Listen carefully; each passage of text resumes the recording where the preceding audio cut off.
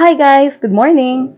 So today, i-unbox ko na yung nabili namin last time sa SNR na Turbo Stand Mixer. So ito yung specs niya. Meron siyang 10-speed setting. Meron 4-liter high quality stainless steel bowl.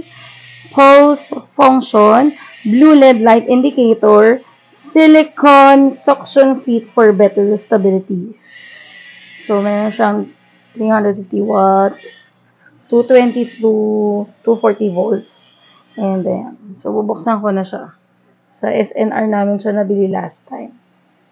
Ayan. So, ito na setup ko na guys. Bubuksan na natin.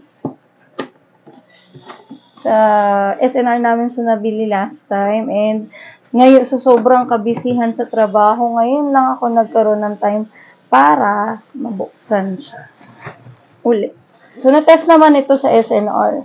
Ngayon, gagamitin ko naman sa for, baking. Nako, ang hirap. Yeah.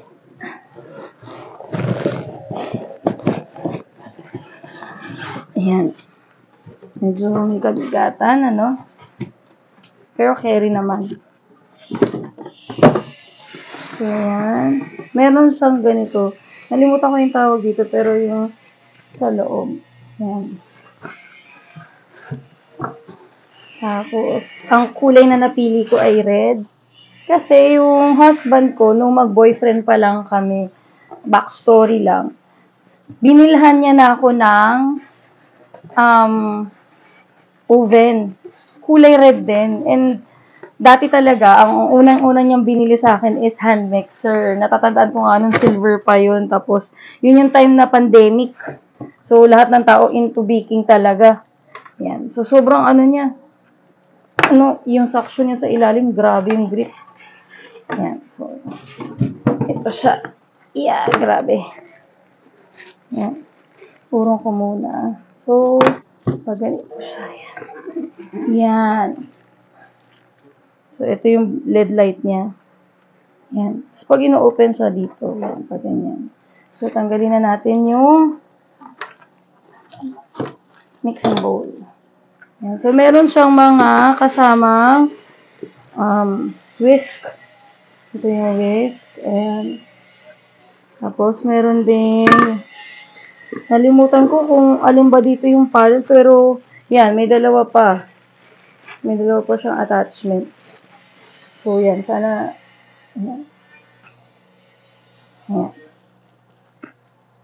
Itong isa pa, at saka, itong isa. Yan. Yun namang oven toaster na yun, na red din naman, ay napalalunan ko naman last Christmas party namin. So, sobrang puro red na yung mga gamit ko sa pag-bake or dito sa bahay. So, ito naman yung whisk nga na gagamitin natin for today. Dahil gagawa tayo ng butter cookies. So, yan. Ganda siya. Malaki. Ayan. So, tinignan nyo, okay naman. Ayan. So, ikakabit ko na. Siset up ko muna to para mag-start na akong mag-mix at mag-bake. So, ayan. Yun lang. So, hi guys. Na-set up ko na. And ngayon, ready ko na rin yung mga dry ingredients, yung wet ingredients, and nandito na sa loob yung butter. Medyo mahirap kasi siyang ilagay dito. So, prepare ko na bago ako nag-start. So, ito, ikakabit ko na yung whisk attachment. Yeah. So, pasensya na kayo dahil first time ko talagang mag-film or mag-video habang nagbe-bake ako. So, yan, ibababa lang siya, tapos iset lang natin siya na. Yan. Medyo mabilis. Tapos, so nandito na sa loob yung butter. Ilalagay ko naman ngayon yung powdered sugar. So, until maging creamy itong dalawang ingredients na ito. Yan. So, dahan-dahan lang yung paglagay ng powdered sugar. Yan. Kailangan maging creamy muna siya bago ilagay yung iba ingredients. So, dahan-dahan lang yung paglalagay ng powdered sugar. So, this is my first time na gamitin itong mixer para makapag-bake, medyo kinakabahan ako, syempre kasi unang beses ko itong gagamitin, pero at the same time, happy, kasi may makakatuwang na rin ulit ako, bagong makakatuwang sa pag-bake ko. So, yan. Hanggang maging creamy lang. So, stop ko muna para maabot na yung nasa ilalim. Ayan. Isa-spatula lang natin. So, ito ring spatula na to is very memorable kasi ito yung unang-unang spatula na binigay sa akin ng boyfriend ko that time. Pero ngayon, asawa ko na. Talagang dahil din sa kanya, napaka-supportive din niya. Kaya, nag-start din ako ng, baking. Honestly, nung pandemic, maraming hindi makalabas. Pero, yun nga, dahil nga sa kagustuhan ko rin na may gawin, kasi hirap naman nung lagi nasa loob ng bahay, tapos wala namang ginagawa. Yung husband ko, sabi niya, if gusto ko daw i-try mag-bake, una nga puto lang eh. Tapos hanggang sa unti-unti ayun. Tapos ngayon, kapag may time at wala naman akong pasok, yan, nag-bake ako and kumikita pa, diba? So at the same time, nagiging nakakatuwang din yung nabili niyang oven sa business. So yan. So ibababa lang ulit natin siya. Kailangan kasi maging smooth and creamy yung texture ng ating butter.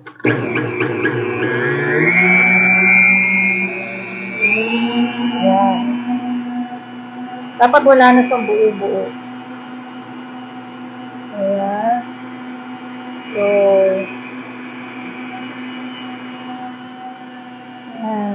Antayin lang natin siya na wala nang lumps, wala nang buo-buo. Ayan. So, help ulit natin siya para maabot yung dulo. Ayan. Medyo nanganganay pa ako, no? Kasi first time ko itong gamitin. Pero, ang saya kasi, finally, may stand mixer na rin ako. So, yan. Dapat wala siyang buo-buo. And, unti-unti kong idadagdag naman yung, ayan, kaya pala medyo nagbago yung quality ng voice ko is because nagmask ako and naka-apron din ako ngayon. Plus, malinis din yung hands ko. Kaya may nakaantabay din na tissue doon sa gilid kasi ayoko na malagkit. Lagi ako nagpupunas agad. Yan. So, as a home baker, kailangan, syempre, malinis din yung ginagamit natin sa binibake. Lalo na to, dadaling ko to sa mga friends ko.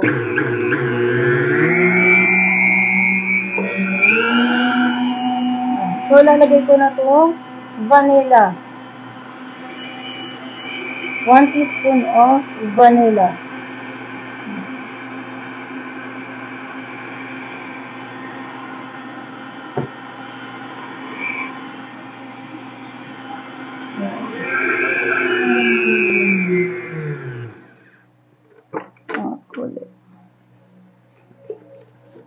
Yan.